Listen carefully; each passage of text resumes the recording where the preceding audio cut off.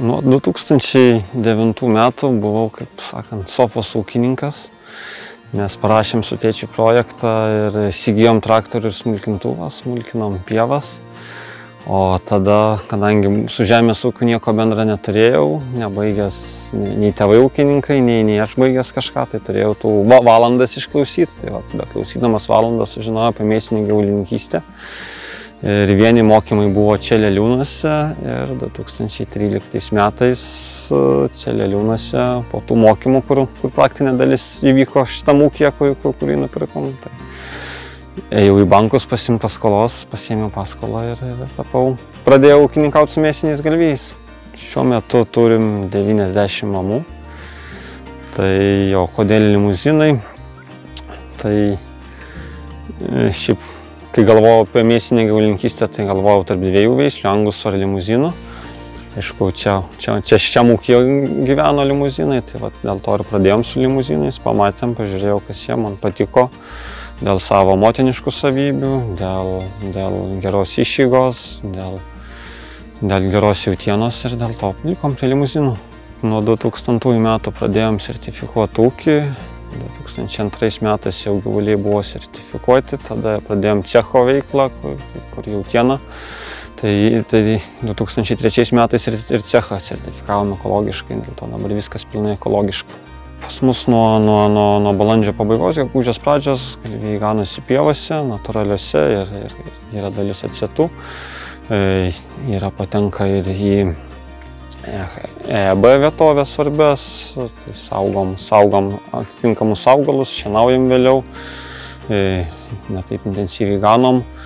Tai turim pasidarę stacionarius aptvarus, o paskui jau juose einam ratu 3-4 kartus per sezoną, nuganom tas pačias pievas rotaciniu principu. Nuo pat pirmų ūkininkavimo dienų buvo idėja, kad ūkininkauti kuo draugiškesniu aplinkai būdu.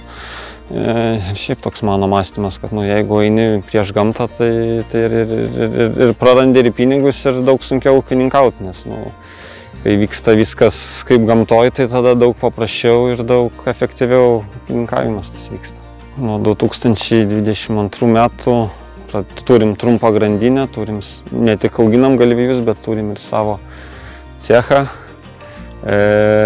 kuriame sausuoju būdu brandinam 30 dienų jautieną ir išvežiojam klientams visoje Lietuvoje, kiekvieną savaitę pagal užsakymus.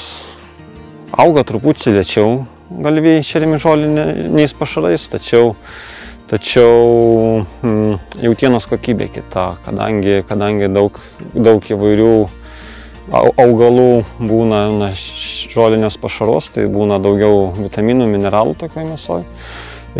Geresnis omega 3 rūgščių santykis su 6 optimalus yra, kaip žmogui reikia. Pat linolio klinguotos rūgšties yra stipresnis skonis jautienos, jos gal biškį spalva yra tamsesnė negu grūdais maitintų galvijų, bet skonis ir maistinės savybės yra geresnės. Per projektus įsirengiam kompostavimo liniją, tai dabar galvijus išleidę į laukus. Šiaip galvijus per žiemą laikom ant gilaus kraiko, o išleidę į laukus tada pradedam kompostuoti mėšlą. Tai reiškia, supilam kaupus, juos permaišom kokius 4-5 kartus ir per mėnesį mėšlas perkaista ir pasidaro kompostas. Tai tokia biri masė, kur nei kvapo, nei nieko nėra. Ir tada toliau įsirengę dar esam granuliavimo liniją, kur tą kompostą dar pradžiavinam, suspaudžiam ir padarom granulės. Tai nuo mėšlo masės skaičiuojant lieka nedaugiau 30%, tai kiek turis pamažėja, tai daug mažiau reikia energijos, sakykime, iškratyti, paskleisti po laukus ir gali granulės ir tiksliai paskleisti, kur reikia daugiau, kur reikia mažiau. Ir jau kai mėšlas kompostuotas, azotas taip nebeišgaruoja, amoniako nebėra jame, tai viskas grįžta į žemę, puikiausia organinė trąša gaunasi.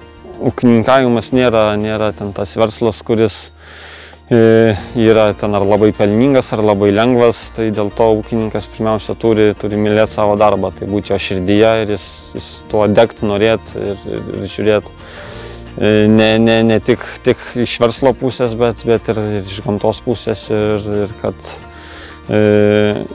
kad tvariai viską daryti ir nedaryti kažkokių didelių disbalansų iš savo veiklos. Dėl to tas turi būti ūkininko širdyje, kitaip tai gali nueiti į šoną labai greit.